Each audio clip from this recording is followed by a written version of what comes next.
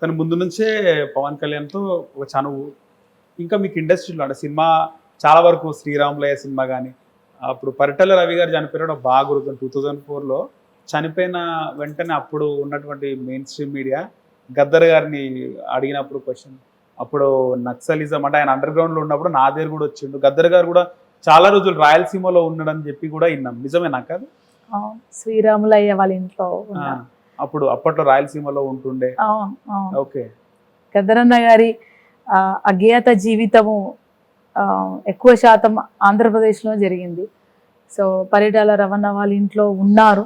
Okay. So ఆ incident అంటే పరిటాల రవణ వాళ్ళ మీద శ్రీరాములయ్య గారి మీద ఇన్సిడెంట్ అప్పుడు నాన్న కూడా ప్రత్యక్షంగా ఉన్నారు. ఓకే, ఉన్నారు. శ్రీరాములయ్య గారి ఇన్సిడెంట్ జరిగినప్పుడు. ఓకే, ఆ టైంలో అంతా. అయితే మీరు ఫ్యామిలీతో చాలా దూరం అక్క. అప్పుడు మీరు చిన్నగా ఉన్నప్పుడు చాలా మిస్ అయినట్టున్నారు గద్దర్ గారు. గద్దర్ గారు 7 ఏళ్ళు అజ్ఞాతవాసంలో ఉన్నారు.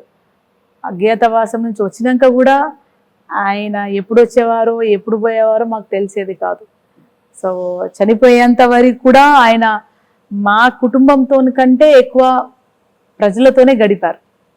హాస్పిటల్ ఉన్నప్పుడు అందరు వచ్చి కలిసినారు కానీ మేము వెళ్ళి కలవలేకపోయాం. మేము పోగానే అక్కడ హాస్పిటల్ తిట్టేవారు. ఎంతమంది వస్తారమంటారు, మేము పిల్లలవండి, నేను డాటర్ని. ఒకసారి 3 ఆగస్టుకి ఆపరేషన్కి వెళ్ళే ముందు నేను మరి కొట్లాడి 2 ఆగస్టుకి వెళ్ళి లాస్ట్ అప్పుడే కలిసాం. అయితే ఐఎమ్ డాటర్, నేను బరాబర్ కలుస్తా అని చెప్పి వెళ్ళిపోయి కలిసి వచ్చాను అనమాట. సో ఆయన చనిపోయేంత వరకు కూడా ప్రజలతోనే ఎక్కువ శాతం ప్రజల కోసమే బతికారు. ఇంటికి పోలీసులు వచ్చి కాల్పులు జరిపినప్పుడు మీరే వెంటపడి పోలీసుల వెంటపడి నెంబర్ కూడా నోట్ చేసుకున్నారంట. ఏం జరిగింది అప్పుడు? నాన్నగారు బయట మాట్లాడుతూ ఉన్నారు. ఫస్ట్ ఒక 2 వచ్చారు, తర్వాత ఇంకో వాళ్ళు బయట ఉన్నారు. నాన్నగారు వెళ్ళి మాట్లాడేటప్పుడు నాన్నగారికి ఎందుకో డౌట్ వచ్చింది. అంటే తెలిసిన అతనే వచ్చాడు. పోలీసులు అంటే పోలీస్ అని పర్టికులర్ ఏమో. సో వచ్చారన్నమాట, సివిల్ డ్రెస్ లో ఉన్నారు వాళ్ళు. సో వచ్చిన ఒకతను గుర్తుపట్టారు. ఎందుకు ఇతను వచ్చినాడని వాళ్ళని పక్క రూమ్ లో కూర్చోపెట్టి, మీరు ఇక్కడ కూర్చోండి, ఇంకా నేను మీతో మాట్లాడాను అని. మా మదర్ అప్పుడే వాటర్ టీ చేస్తున్నది. నేను ఎవరికి వచ్చినా కానీ నీళ్లు, చాయ్, దూరం నుంచి వస్తే కలో గంజు, అన్నము, పచ్చిపులుసు పెడతాం అనమాట. సో ఇప్పటికీ అదే ఆనవాయితీ. సో అమ్మ టీ తీసుకొని, సార్ టీ తాగి మీరు ఇక్కడ నడవండి బ్రదర్ అని బయటకు వచ్చారు. బయటికి వచ్చి మా అమ్మ టీ ఇస్తుంటేనే ఇంకా వాళ్ళకి అర్థమైంది. అంటే వాళ్ళు ఆల్రెడీ ఒక 1 వీక్ నుంచి రెక్కి చేస్తా ఉన్నారు అన్నమాట. సో ఆ టైంలో ఎవరు లేరు, ఇంట్లో కూడా ఎవరు లేరు అనుకొని వాళ్ళు ఏం చేస్తారంటే ఫైరింగ్ స్టార్ట్ చేస్తారు. సో ఎంత గ్రేట్ అంటే మా మదర్ సాక్రిఫైస్. ఫైరింగ్ స్టార్ట్ అయితే మా మదరు ఆ చాయ్ గ్లాసులు పక్కన పడేసి మా నాన్నకు దుండగులకు మధ్యలో నిలబడింది. అంటే వాళ్ళని ఫైరింగ్ చేయించలే. మా అమ్మ ఎక్కడ ట్రైన్డ్ కాదు కదా రైట్. మా అమ్మగారు విమలమ్మ గారు తాను దుండగులకు గద్దరన్నకు మధ్యలో గద్దరన్న మీద ఫైరింగ్ చేయనీయకుండా ఆమె అడ్డం ఉంది కాబట్టి గద్దరన్న గారు బతికారు. సో ఆ ఫైరింగ్ అయ్యే శబ్దం వస్తుంది. ఆ రోజు నేను, మా పెద్దన్న, మా కజన్ బ్రదర్ ఉన్నాం ఇంట్లో. మేము శబ్దం గట్టిగా అరవడము, పటాకులు అనుకున్నాం. మేము టప్ప టప్ప టప్ప అనిపిస్తుంటే పరిగెత్తుకొని వచ్చాం. మేము వచ్చే వారికి రక్తం మడుగులో నానబడిపోయి అమ్మ అరుస్తుంది. అనగానే పెద్దన్న తమ్ముడు షాక్ లో ఉన్నారు. నేనేం చేసా, మాకు చిన్నప్పటి నుంచి అలవాటు. చిన్నప్పుడు తెలంగాణలో ఏ దర్వాజా వెనకాల చూసినా ఒక కట్టు ఉంటది, ఒక గడ్డపారు ఉంటది, ఒక కట్టు ఉంటది పక్కన. ఎందుకంటే అప్పటి నుంచి దొరల దోపిడి నుంచి, నైజాం పాలన నుంచి వాళ్ళు వస్తే కొట్టడానికి జాడ కట్టనో గొడ్డలో ఉంటది అన్నమాట. సో మాకు చిన్నప్పటి నుంచి అలవాటు. రాళ్ళు, కట్టెలు, ఆ రాళ్ళు తీసి వాళ్ళ మీదకి ఇసిరినా గట్టిగా అరిచి. నేను చాలా చిన్నగా ఉన్నాను అప్పుడు, 14 years అనుకుంటా.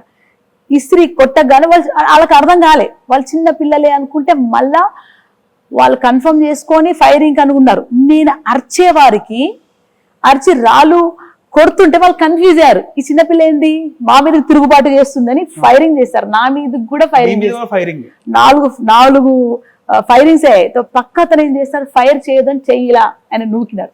సో గాలిలో ఫైరింగ్ చేసుకుంటా వాళ్ళని 2 కిలోమీటర్ పరిగెత్తించాం. సో 2 కిలోమీటర్ పరిగెత్తుకొని లోతుకుంటా వారికి వచ్చి ఆ బండి నంబర్ నోట్ చేసుకొని వచ్చాం. అంటే ఒకవేళ మేము చిన్న పిల్లలమేనంటే వాళ్ళు ఆ టాస్క్ కంప్లీట్ చేసుకొని పోయేవాళ్ళు. ఓకే. కానీ మేము ఇక్కడ తిరుగుబాటు చేసినాం, పరిగెత్తి పోయి మళ్ళీ వచ్చేటప్పుడు జనాలు గుమ్ము తీసుకొని వచ్చి రాగానే మా అన్న పక్కింటి వాళ్ళు అందరు కలిసి స్కూటర్ మీద ఎక్కించుకొని లోతుకుంటా హాస్పిటల్ తీసుకెళ్లారు. ఆ టైంలో మేము ఒక 1 month ముందే ల్యాండ్ లైన్ తీసేసాం అనమాట. ఈ థ్రెటనింగ్ కాల్స్ వస్తున్నాయి, ల్యాండ్ లైనే తీసేస్తారు నాన్న. ఊరికే వాళ్ళకి జవాబు చెప్పడేంటి అని చెప్పి వాళ్ళు బెదిరించడం అని ఫోనే తీసేస్తాడు. సో నేను ఇంటికి వీళ్ళ హాస్పిటల్ ఎత్తుకొని బయలుదేరంగానే నేనేం చేస్తా, లోపలికి వెళ్ళి టెలిఫోన్ డైరీ తీసుకొని టెలిఫోన్ బూత్ ఉంటుండే కదా మనకు, టెలిఫోన్ బూత్కి వెళ్ళి అందరికి కాల్ చేశాం. మొదటిగా పోలీస్ స్టేషన్స్ కి, సీఎం ఆఫీస్ కి, ప్రజా సంఘాలకు, సెక్రటేరియట్ కి, కళాకారులకు, ఉద్యమకారులకు, ప్రెస్ కి, అందరికి కాల్ చేసే లోపల గద్దరన్న గాంధీ హాస్పిటల్ వెళ్ళిన 5 నిమిషాలకి మొత్తము గాంధీ హాస్పిటల్ సికింద్రాబాద్ అంతా 1,00,000 మందితో జమ అయిపోయింది. 5:15 ఇన్సిడెంట్ అయితే 6 o'clock ఆల్ ఇండియా న్యూస్ లో వచ్చేసింది. సో నాన్నని ఇక్కడ నుంచి తీసుకొని లోతుకుంటా వెళ్ళినప్పుడు లోతుకుంటా హాస్పిటల్ నేను తీసుకోను అని చెప్పారు. ఇలాంటి కేసు నేను తీసుకోను అంటే అక్కడ రోడ్డు మీద నిలబడ్డ ఆటో అతన్ని రిక్వెస్ట్ చేస్తే ఎక్కించుకొని గాంధీ హాస్పిటల్ దాకా దించినారు. అక్కడ ఆటో ఆయనకు నాన్న చెప్తూ వచ్చాడు, నువ్వు భయపడొద్దు, నేను గద్దర్ని, నీ మీద ఎటువంటి పోలీస్ కేసు కాదు, విమల నువ్వు కూడా భయపడొద్దు, నేను బతుకుతాను. హాస్పిటల్కి వెళ్ళిన తర్వాత గద్దర్ మీద అటాక్ అయింది అని ఖచ్చితంగా చెప్పు, లేకుంటే అక్కడ కూడా తొందరగా తీసుకోవాలని చెప్పారు. సో ఆ ఆటో డ్రైవర్ వచ్చి నాన్న లోపలగా పట్టించి, అప్పటికి అన్న ఉన్నాడు, తమ్ముడు ఉన్నారు, పక్క వాళ్ళు మనకు పాలమూల లేబర్స్ మహబూబ్ నుంచి వచ్చిన వాళ్ళు కూడా ఉన్నారు. నాన్నని లేసి ఐసీయూలోకి తీసుకొని పోయిన తర్వాత ఆటో డ్రైవర్ వెళ్ళిపోయాడు. వెళ్ళిపోయి ఇన్నేళ్ళు అవుతున్నా ఒక్కసారి కూడా ఆటో డ్రైవర్ వచ్చి నేనే గద్దర్ అని నా ఆటోలో కూర్చోబెట్టుకొని తీసుకుపోయి అడ్మిట్ చేసి రక్షించానని ఆయన ఎక్కడ చెప్పుకోవట్లేదు. కానీ గద్దర్ గారి ఇన్సిడెంట్ వచ్చినప్పుడల్లా నేను కానీ, మా అన్న కానీ, మా నాన్న కానీ, మా అమ్మ కానీ ఆ ఆటో డ్రైవర్ కి దండం పెడుతూ, అన్న ఏడున్నావు రండి, మేము ఏం చెయ్యం, మేము మీకు బట్టలు పెట్టుకొని కాలు మొక్తాం అని మాంతలు మేము చెప్తున్నాం. అంటే అది కదా ప్రేమ, అది కృతజ్ఞత. అది అంటే ఆటో డ్రైవర్ ఎంత గొప్ప వ్యక్తి. ఆ టైంలో గద్దర్తో ఉంటే కూడా ఏడ కాల్చేస్తారు అనే టైంలో, ఏడ చంపేస్తారు ఎన్కౌంటర్ అనే టైంలో ఆయన వచ్చి పోయిన తర్వాత ఎన్నిసార్లు వేదికలు చెప్పినా ఆ అన్న రాలే. మరి ఒక్కసారి ఈ ఇన్సిడెంట్ గుర్తు చేసినందుకు ఆటో డ్రైవర్ అన్నకు వందనాలు. సో మీరు అంత డేర్ గా ఉరికినారు ఆ ఏజ్ లో? 6 ఏళ్ళు ఉన్నారా? 14-15 years. సో వాళ్ళు షాక్ అయిపోయారు, నేను తీసేది అమ్మాయి రియాక్ట్ అవుతుంది ఏంది అని. సో వాళ్ళని ఆల్మోస్ట్ ఆల్ భూదేవి నగర్ నుంచి లోతుకుంట దాకా పరిగెత్తుడే, నేను మిమ్మల్ని పట్టుకుంటా రాబోయే వదిలేదు లేదని పరిగెత్తుకుంటూ రాళ్ళు ఉసురుకుంటూ కార్ నెంబర్ నోట్ చేసుకొని వచ్చిన. సో అప్పుడు ఇంకా జంగల్ ఉండొచ్చా? లోతుకుంటా అంతా అడవే, ఖాళీ ప్లేస్.